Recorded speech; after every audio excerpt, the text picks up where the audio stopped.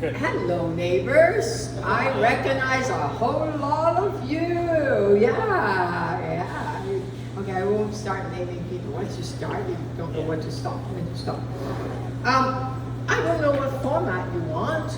I'll just talk, or you can just ask Talk for a questions. few minutes and then we'll get questions.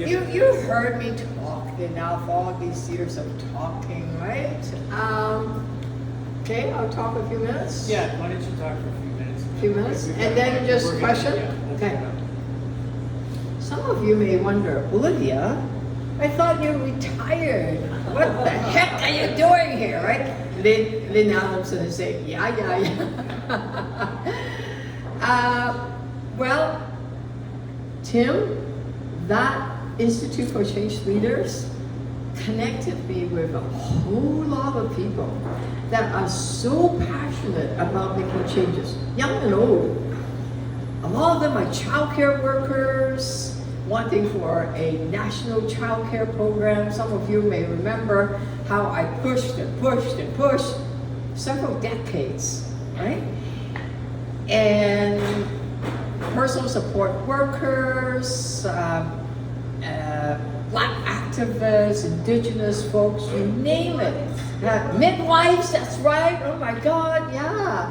People that have been assaulted by their of their superior in the RCMP that want justice. I came across all these passionate people that wants to make a difference. And what I did was teach them how to unleash their internal power and work with others and organize for change. And looking at all of you, you've all done that. But sometimes when you're just starting out, you don't think anyone can hear your voice. You don't know whether childcare is it federal, is it provincial, is it municipal, all of the above, and or is it the local childcare board? You know, it just gets complicated. So that all those years of training, and it was very rewarding because you're really building from the grounds up. And in the 30 years before, it was doing things not necessarily from top down, because that's never been my style, all of you know, but really through legislation, power inside an institution. And I never thought of running at all. Tim, those of you that have talked to me recently, you know, I thought, man, no, I'm done with elected politics. It's Mike Layton, it's Joe Cressy, all those people, right? And I think you and I could agree, this city needs help. Yeah? Yeah. There's no doubt about that, yeah. Things are not the way it should be. People should not be sleeping on our subway cars and on the streets. We always have people, a few people on the street, but not the extent that we are seeing. And back in the old days, because I'm old, 95% occupancy in shelter. We're protesting. We said, wait, no, they're still full. Now, hundreds of people are turned away from shelters. That's like decades of not building affordable housing. So when Mike Layton said, oh, come on, I really need to take care of my kids, I thought, okay. And I looked at who's running, and I thought, oh no. So I said, okay, I'm gonna do this. Because I do have the experience. I do know what people need, because I've been connected. And I know through the years of working with all of you, the power of people coming together. And you can feel it. You can feel it in a room, you can feel it in a movement. And we know that's what power is all about. It's not about a mayor or a city council or someone rich or famous, whatever. It's really people. And I thought in this time, when the challenges are so immense, I will step up. I cannot stand by. That is not my style. I'm not going to stand by. I'm going to go in and try to fix things together with you. So let's explore what we can do together tonight. because I know all of you have lots of knowledge. Let's do that exploration. I'm open to any questions. I'll be brutally honest. And let's do it. Let's do it. Show of hand. You can hold. Okay? Questions are to be kept short, 2-3 sentences, no speeches, please. And I'll take hands and try and keep a record of who's next to ask a question. Where's the mic? Olivia has a mic and there's another No, mic no, that no. I will take it over there. I'll move if you want to say something, you can bring the mic over. So I've got Lynn first. Anyone else? Yourself? Carl, thank you. By the way, while you're getting the mic, I want to thank Tim and Hi for putting it together. It's always wonderful to connect with neighbors. I'm not quote annex. I'm on Huron. I'm way south, south of College. Grange. It's not quite Grange. It's Chinatown Grange. I don't know, between Upper Grange, okay, between College and Dundas, Upper Grange. Okay, while Lynn is getting the mic, why don't we start with you? You get my mic. Okay. I figured it out. My big worry and my question is there a strategy to deal with splitting the progressive vote? Or avoid splitting the progressive vote? It's a very good question. I don't put much credit to polls, but when you see enough polls, there seems to be a pattern that I'm 30-something in terms of numbers. By progressive, I think you meant George Matlow, okay? Yes. He is at around 10, okay, or thereabouts, or 15, depends on which polling company, okay? Now, if Mark Saunders or Anthony Fury all of a sudden put so much fear in our hearts that it's going to go straight up to about 30%, okay, or even 28, 25, something like that, that question is worth considering, Yes. okay? But at this point, I think this is about democracy. It's about getting ideas out there. And every candidate have ideas. Now, some I don't agree with, putting it mildly, okay? Others I love, okay? So an election that allows for exchange of ideas from different candidates is worthy of celebrating. And I think strategic voting, sometimes we have think twice, think third time, we hold the nose, you know, that kind of stuff. We might pass out if we hold the nose too long. So I think let's vote for what you believe in, vote for hope, and vote for someone that can get things done, a record of getting things done. Now I want to pitch, that's me. I may not have the best idea, but certainly I know how to tackle Doug Ford because I've stared down Mike Harris, Stephen Harper, yeah, you name it, we've dealt with it. Where are they now? Right? We're still here. We still have our city. Now, we fought Mega City. Okay, we didn't win that one, but you know, they lost every single seat here in Toronto. Yeah, so I mean, there's lots of story. And certainly I know how to work across the aisle. Remember, nobody, Mel Lastman, yeah, you know, we got things done. So I'm pitching that I know how to get things done. I could work with people, or if I need to, I know how to mobilize people to really go get what we need to get. I hope you don't have to think about it. I don't think we would think about it, yeah. Hi, thanks Olivia. I've known Olivia for a really long time. she represented my downtown board and riding. And is a community organizer, which is a great qualification to bring to this race, that's for sure. And I just wanted to say that what I'm most concerned about, what gets my heart, is that we're in a climate crisis, and we're not talking about it enough, and we're not doing enough about that. But the city does have this plan for net zero by 2040. And I would like to just hear your thoughts about how you would engage the community, how would you engage business, how would you help us get there, really an actually ambitious target for our city to meet. And we also have a climate pledge. I don't know if anybody explained to you about it, but it's about 2040 goal that you support that, and also adaptation. But you can look at it later. If nobody's shown it to you, you can look at it later and have a look. But your thoughts on what we can do would be greatly appreciated. Thank you. In this hot day, I have a friend that lives in Halifax, and Kaloran is scary. It's scary right at city center she lives in.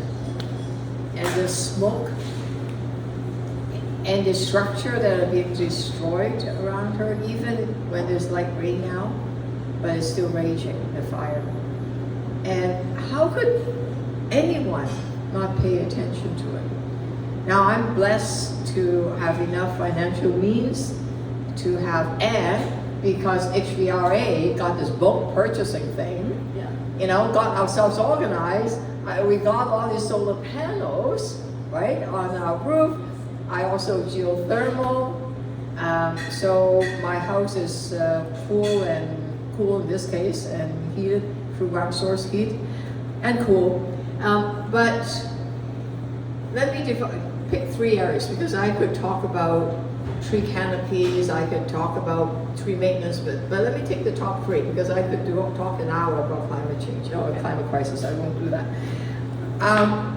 Something that we need to really deal with, which connects with everyday people, is public transit.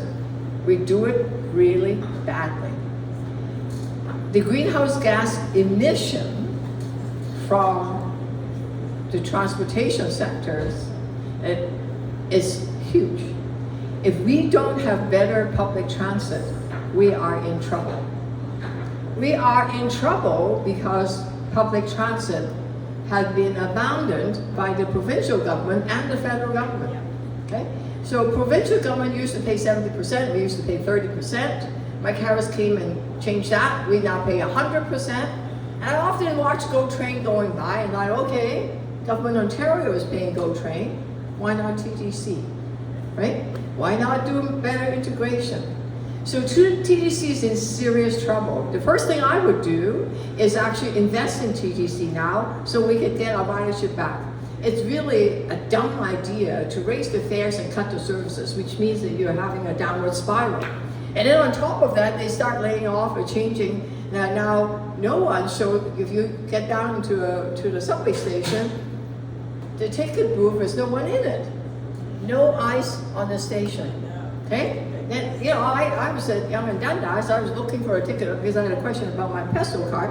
Couldn't find it, couldn't find a person. Oh, there's a station manager. But there's one station manager that shares several stations. You can't find a person, right? So let's bring more eyes onto the station. Also, the operators used to be 2 operators per train, now 1 in some of the trains, which means that if there's someone is in a mental health crisis, who do you go to? And I met with 2 transit operators on the subway. A 4-year-old girl wandered onto the tracks. I know, thank God, there were 2 of them. One of them immediately stopped the train, cut the power, and then the other reached down to try to, because she was autistic, she was going, pulled her back up and saved her. Had it only been 1 operator, couldn't have happened. That girl would have been, So the first thing to do is bring the people back into TTC and invest in public transit. And we need to do so much more on that. I can go on a lot about TDC. There's a lot of things that are not quite right. We used to have David Gunn. No matter what you think about David Gunn, he was always for the workers, always fixing the buses, always state of good repair. Now they have all these fancy this and that, and the TDC workers are so demoralized because they don't feel valued, they don't feel respected. So I think the first thing when you talk about economic crisis, get the TTC, get public transit done right, okay? And then connect with it is the transport, it's the bike lanes, and all of those things. The second thing, housing, new housing, integrate this green standard. So any new housing built needs to build into a good standard, including condos should have tri-compost, right? Tri-sorting. It's always broken. Huh? It's a problem, it's always broken. It's always broken? Oh, People messed it up. Take down, put huge cover box. I know, but most condo don't even have that tri-sorting. Okay, it could work better. Yes, I know it's not perfect, but most buildings don't have that. Okay, you're lucky you have a building. At least when it's broken, it doesn't work very well. It can still be fixed a bit, right? There's still a bit of. Right now, a lot of waste are just not dealt with, right? And it's just like going to landfill, and the landfill is almost full, and there's conversation about incineration is coming back. Right? Remember incineration discussion? Yeah, you whack it down and it comes back up. You whack it down because no, it's like whack-a-mole, right? You just keep coming back. Why? Because it is. Because if you don't compost, if you have all these high rises that don't compost anything, don't recycle, they just chuck it, then you're asking for trouble, right? Also, old buildings. The Toronto Community Housing Company, all the buildings needs to be retrofitted, and we can burn less and pay less. The federal government has some programs, the health program, there are several programs, some are grants, others are zero interest loan guarantee, but it's full, people don't know about it. We need more community organizing to get people coming together to do the retrofitting, and it's massively good for creating jobs for young people. We feel good, our home get retrofitted, and we save some money in the long run, and grants and low interest loans is the way to go. So do you want more? Because You said 3, was that the tree, the tree canopy is the tree maintenance program. Every time I see trees that are surrounded by concrete, you know it's going to be in trouble, right? The drip line is not, I'm not sure that's big enough. Okay, that one has a pipe in it, but there, and there are pots of money, so we need to have better tree maintenance, tree canopy, and standards, and don't just put tiny trees, and sometimes they get abused. Anyway, all of that is important, but let me just end by saying, the last thing we need when you're talking about climate change is that spa down by the waterfront. Oh God, boo! I know, I can't stand it. It's cutting down 800 mature trees. Those willow trees are so beautiful. There's such a diverse trees and the birds in there.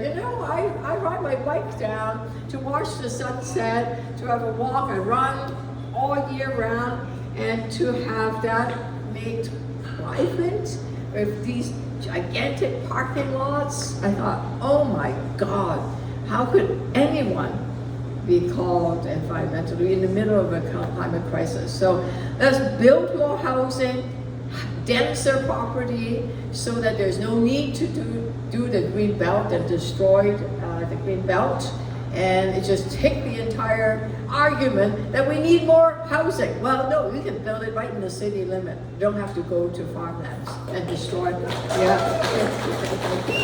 I've got Hands for questions, got one there, one here, one there, okay? Right, Adrian right behind you there, the other microphone. Hi, Olivia. Hi, Adrian. That's Adrian. I'm so glad you're running. I'm very, very happy. So my question to you is this. What are some of your plans for revenue generation now that we have this $1 million plus deficit and the city's hands in the handcuffs by our undelightful premier? We will never back down. We run our city, not Doug Ford. Thank you. Okay? And he has backed down before. Remember those education workers? Low pay? Yeah. He was going to invoke the notwithstanding clause to kill off their right for contracts, okay, for anything. Just impose a contract. They stood up. They brought their allies together. Together we are strong. Mr. Ford backed down. One weekend, okay? They had a press conference on Monday, and my God, in the afternoon, okay? That all happened in 3 or 4 days. Now, I want to remind people there's hope, okay? Just because we have that guy at Queen's Park doesn't mean we can't fight back. We can do it. We can bring people together. But while we do that, there are other ways to create money, okay? Such as, for example, there's something called land transfer tax that was brought in by David Miller, okay? If you buy a home that is fairly expensive, 3, 5, 10, 12 million, 20 million, the higher the millions, the more you're gonna pay the land transfer tax. It would only apply to 2% of all home sales a year. Only 2%. So the 2% probably, especially when it gets to $10 million, $20 million, can probably afford to pay more. Okay? So that's one way. The second way is the vacancy tax. So there are land speculators that collect buildings, and then they evict the tenants, and then they leave it empty to wait for the right time to build. Now, I don't mind if you build, you keep the tenants there, and you don't leave it vacant. But if you leave it vacant, we're gonna tax you not 1%, but 3%. That would generate a minimum of $45 million. That would go about 1 or 2% of the tax rate. Now, you've heard every other candidate say, Olivia Chow, why can't you tell us how much, what's the percentage, okay, what's the limit? You keep hearing that. You know, before Rob Ford, you know how we put the budget together? Because I've been on a budget committee for 10 years, you know how we do the budget? We go and consult. I don't know whether Tim remember, we have this budget game. We said, okay, oh, you have 100 tiles. Oh, 40 tiles go to the police. Ah, this number go to the parks. This one will go to TDC. You open up the process, talk to the residents. What would you like to invest in? Is your tax dollar? What service do you need most? What is your higher priority? Okay, what are some of the things we can not increase or maybe do without a bit? Okay, and then after you collect all that information, look at what is important in terms of issues and services that you need. Then we put the budget together. That's how you do it federally and provincially.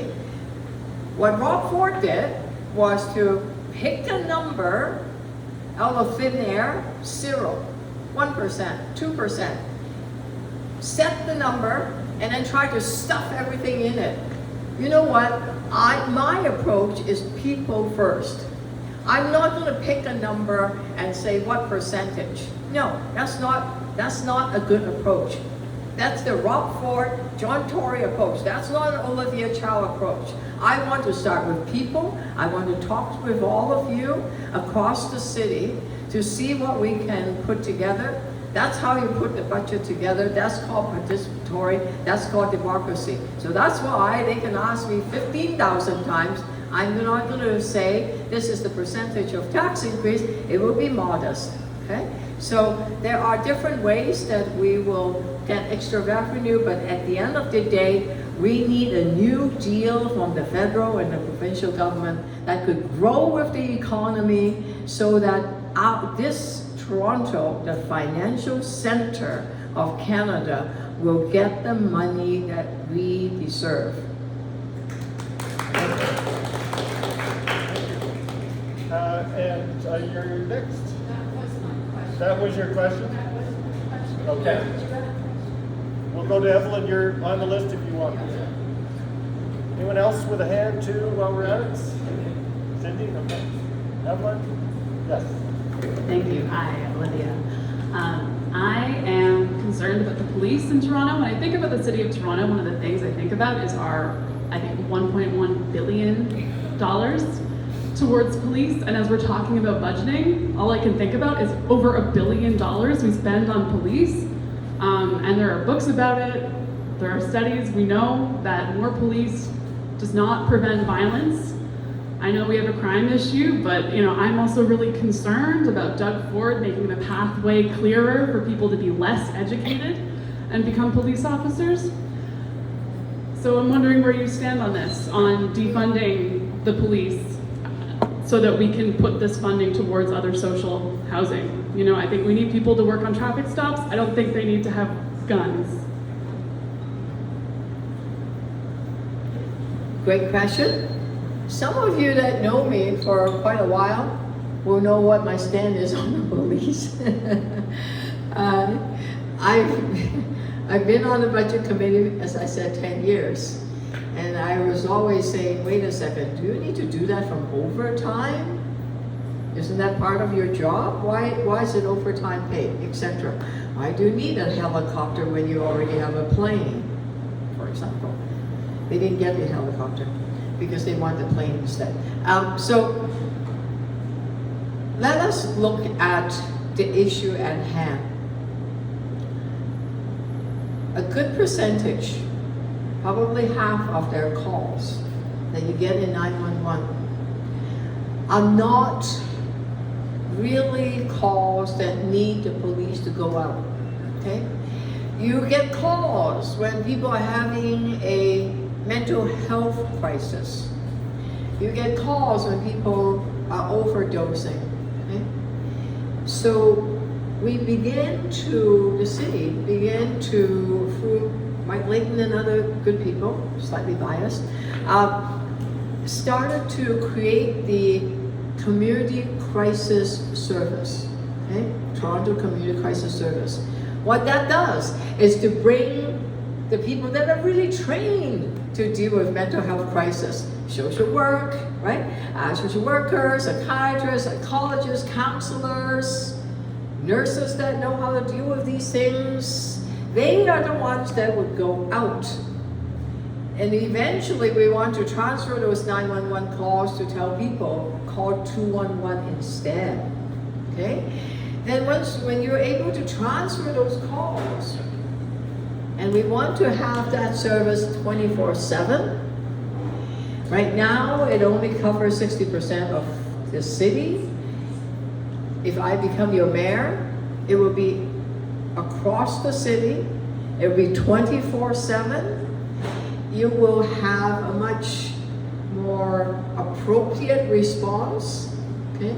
And on top of that, you would be able to do the transformation from 911 to 211, okay? That will free up the 911 calls, because right now, I don't know about you, one time I called my dad for emergency 911 because he was staying in a nursing home, a long-term care home. He had pneumonia, he couldn't breathe. So I called 911, get him to the hospital, he got pneumonia, and I was put on hold. And whoa, that's scary stuff. At 911, you get put on hold when your dad is having a major health issues, right? So we need to open up, if you're talking about safety, let's get the 911 to stop putting people on hold. And that's under police, by the way.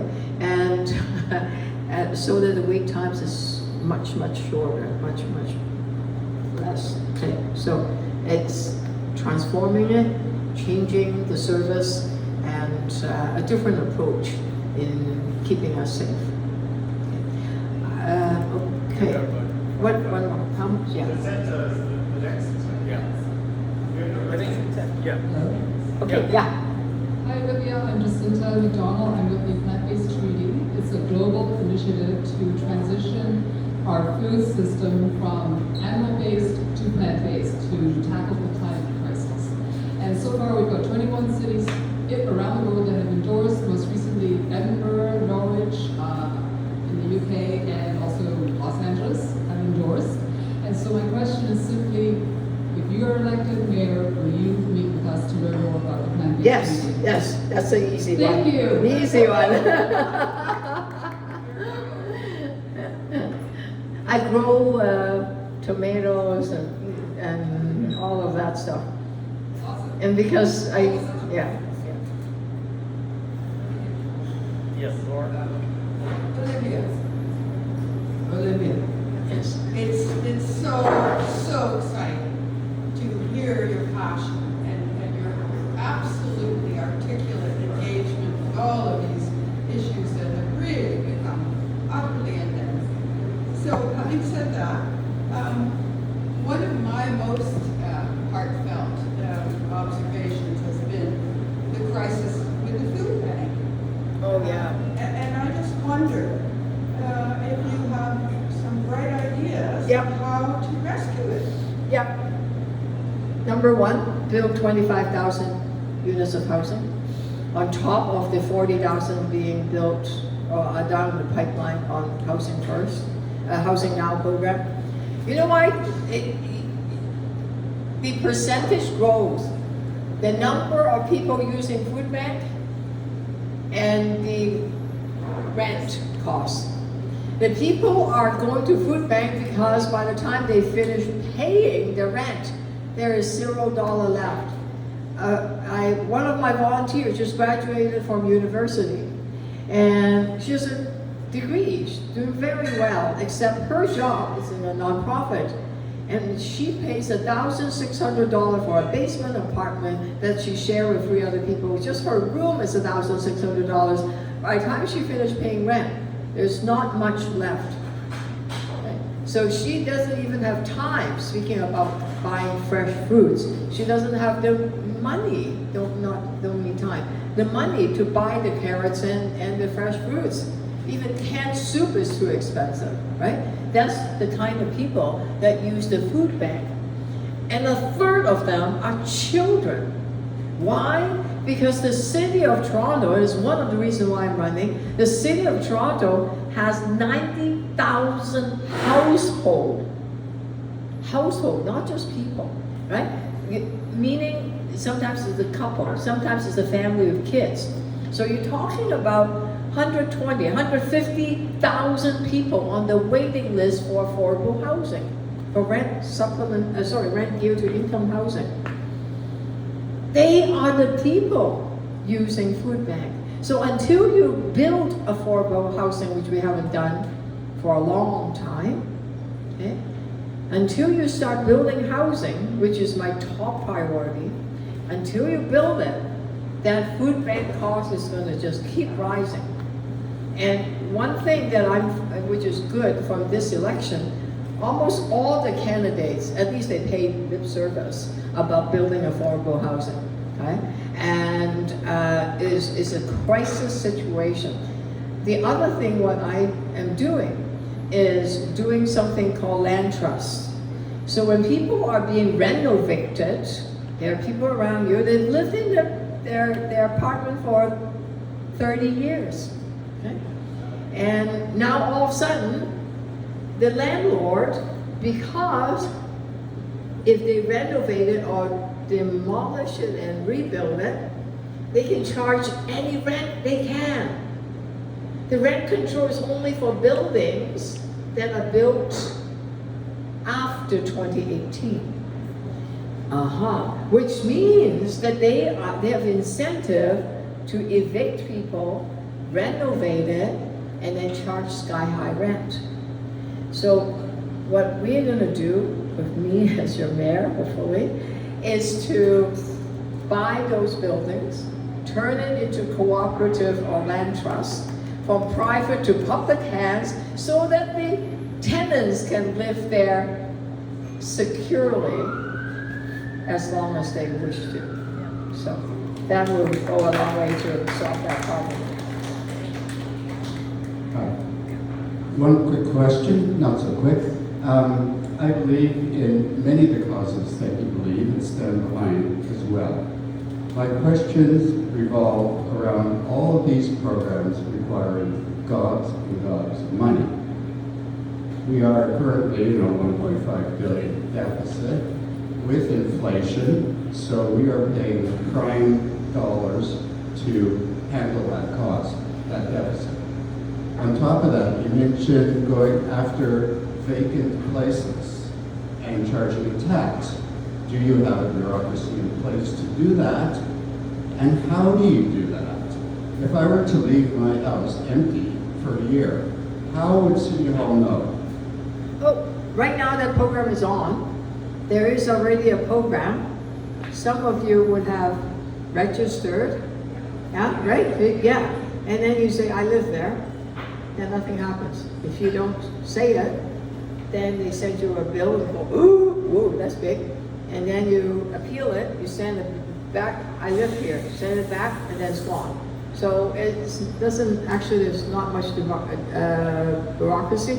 It's already in place, okay? And I'm just upping the percentage from 1% to 3%. So I'm not creating anything new.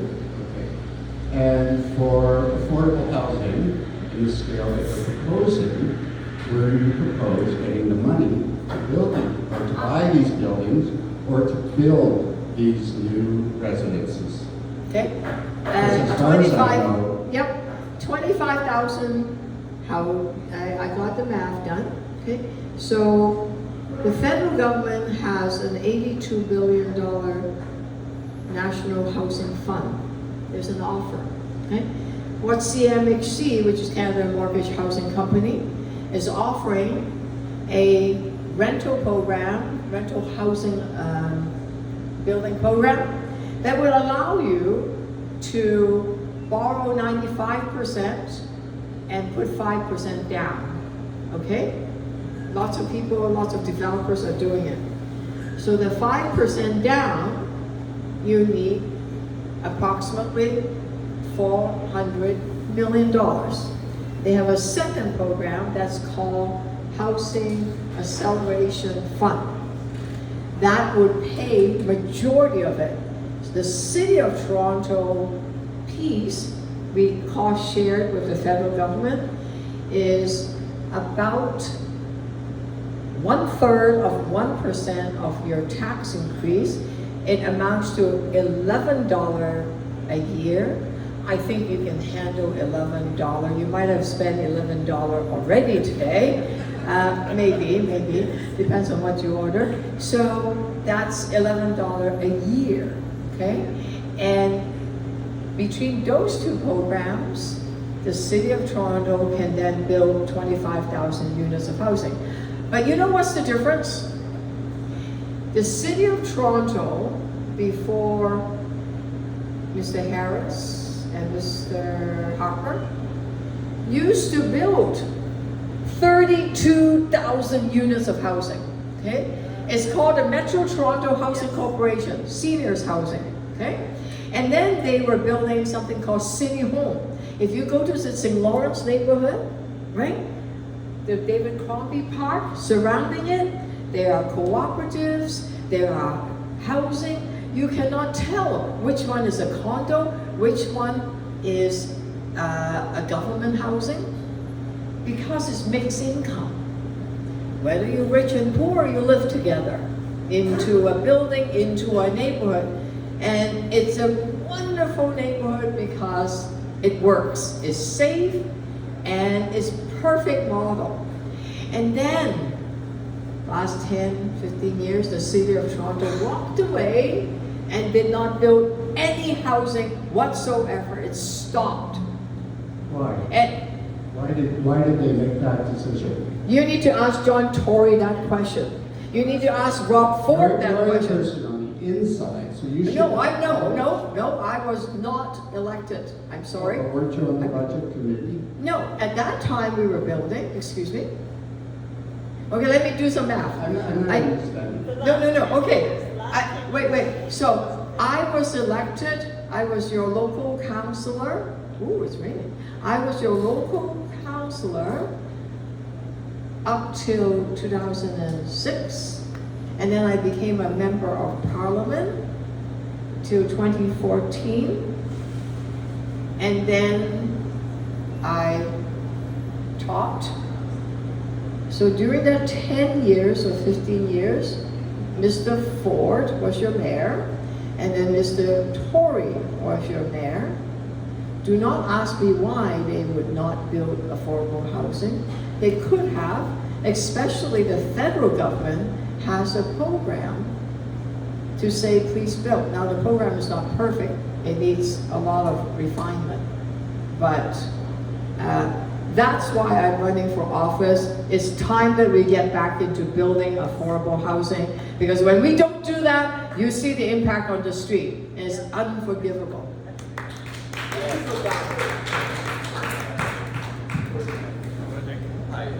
Whoa, wow, speaking about climate, it's nice. Wow. Whoa. We'll take that as my bicycle has flowers that are plastic. Hi. My heart goes out to mentally ill people on the street. And from my background, I know that they're there partly because they have no family support, but mainly because the provincial conservative governments in the last 50 years have closed so many psychiatric hospitals, like Lakeshore Psychiatry, for example. Is there anything the city can do? Because unfortunately, a lot of people need to be in hospital. I mean, you're not doing a mentally ill person a favor of letting him die under the gardener in January. So some people need to be in mental hospitals, but there's just no beds. Thank you. Oh, it's tragic. It's tragic what happened when we deinstitutionalized and did not build the community support for them. And we're seeing it. Having said that, your property tax are not sufficient to take on the role of a health industry, right? A health ministry. It is still a federal and provincial matter. The City of Toronto have public health.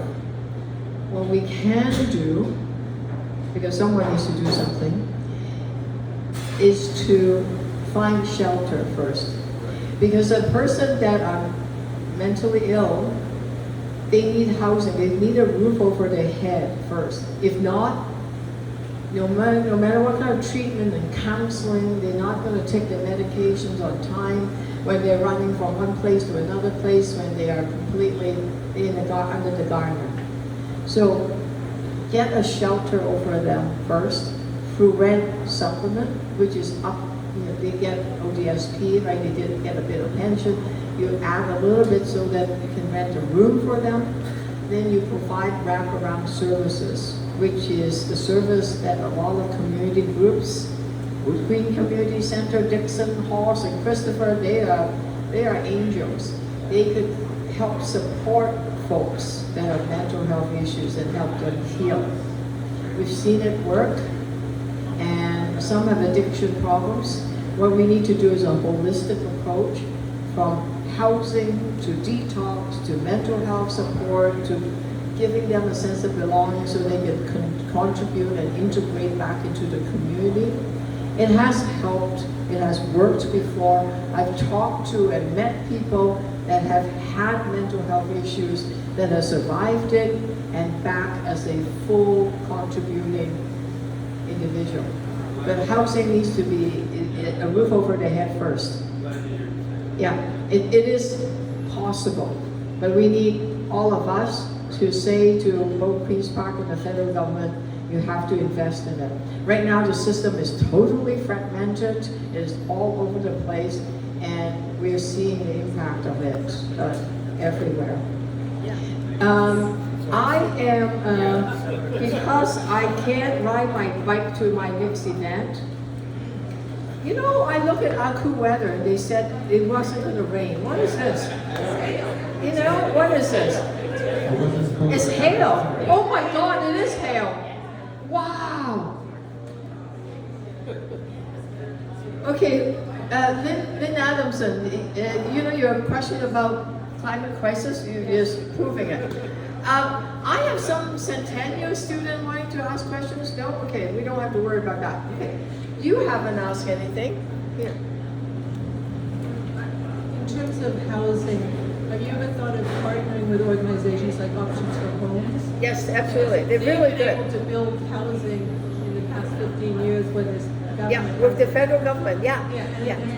Yeah, so Options for Homes. Absolutely, there are quite a few. They know how to do it efficiently. Absolutely. The question is, a lot of nonprofit, there are lots of really spectacular nonprofit organizations out there. I know Options for Home quite well, and they are using the same program that I was describing, the federal government program. You know what the City of Toronto have to do? The City of Toronto have to get out of their way, because right now, for them to get an approval from the City of Toronto take 2-3 years, which is outrageously too long, okay? Especially from nonprofit organization. Let's get on with it. So we have a planning department that are, well, it's not just planning. They're not coordinated. It's not very efficient. So you have planning and then legal and then the parks and then you know, and building.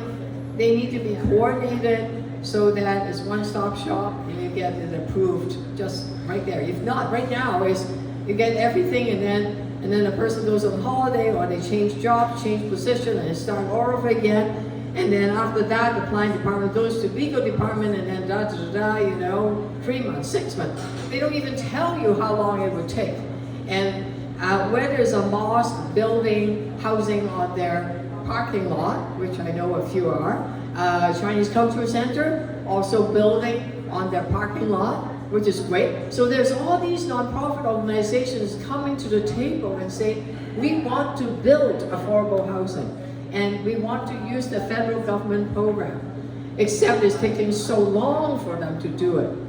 One advantage when the city comes in, rather than individual applications, we could batch all of them up and say, okay, we are doing 25,000 units, one shot. Rather than individual application, we're going to submit the whole thing so that it would be fast. Right now, each individual developers or individual nonprofit organizations go and apply, and and then 2 years later, still waiting, 3 years later, which is like, there is a housing crisis we need to build, right? So we can do it a lot faster.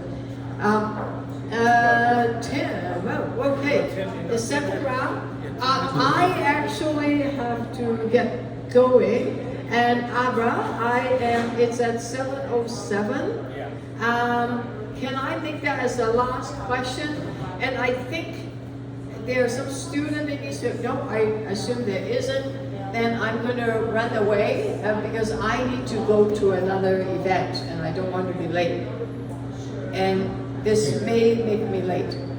I'll be real quick. Yeah. Okay, so now that we have this debacle of this spa being built in the third place. You have to speak a bit louder. I do have a here. What can we do about the spa that's being built in the third place? Reportedly, they pretty much started planning for it. We can't hold back that any land because it's only one part of it that leads into it. What can we do about this spa that's going on? That's about to be going on? Well, we're not giving them that land. They eventually need to get that land. What about the parts that you can build on? there is not a huge amount that we can do, but they cannot do that whole development. The second piece of it is they're using the science center as an excuse, okay? The science center needs to stay where it is. It needs some investment because it's purpose built right in that spot. It's the first science center in this world, and now there are 2,000 more. How could we destroy it? When Moriyama built it, it was built to last 7 generations. So we have to protect the science center, and we have to keep the Ontario Place public. What we can do is outlast this government maybe, right?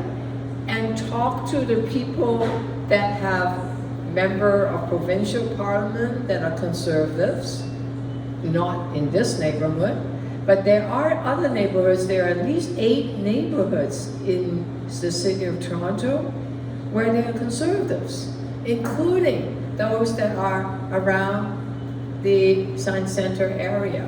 So I think the plan and what we need to do is to talk to as many of the residents outside the downtown area and connect with the inner suburbs to talk about why destroying Ontario Place is terrible, why Science Center needs to stay where it is. Okay? But Mr. Ford is not going to listen to him. He only listens to the developers. He doesn't care about the people. He doesn't care about the courts. He's proven that already. Well, Science Center is on City of Toronto land. Okay, it is through the Toronto Conservation Authority. Okay, so it is a 99-year lease, and the lease very specifically said it is for the use of Science Center. It's not for development. It's not for housing. What about Ontario Place? We were Yeah. losing Ontario Place. I know. I can't answer that question completely because I love the West Park, the West Beach. I wish they didn't block it off recently. But I was just paddle boarding down there. I would not give up. Okay? We would lose 1 or 2 battles, but eventually we will win. Okay, so I do not think that the Science Center will get moved down to Ontario Place, and I do not think that spa will one day get done. So I'm going to stay hopeful. Okay, thank you so much, everybody, for allowing me to share some time. Thank you, Olivia. I hope that helped people decide how to vote or who to vote for. I just want to remind you that we have taped this entire session, and if we have your email address, we'll send out a copy or a link to the video. If you want to leave me with your email address, or if we don't have it, please do, and we'll get it out to you. Anyways, thanks again, and thanks for coming. Okay, and if you go to Ontario Place on Sunday at 12 noon, there's a picnic right where that fence has been put up. And Ontario Place for All, join that initiative. And what Olivia said, Thanks talk for to doing anyone this. with Yeah, you're a man. MPs that are concerned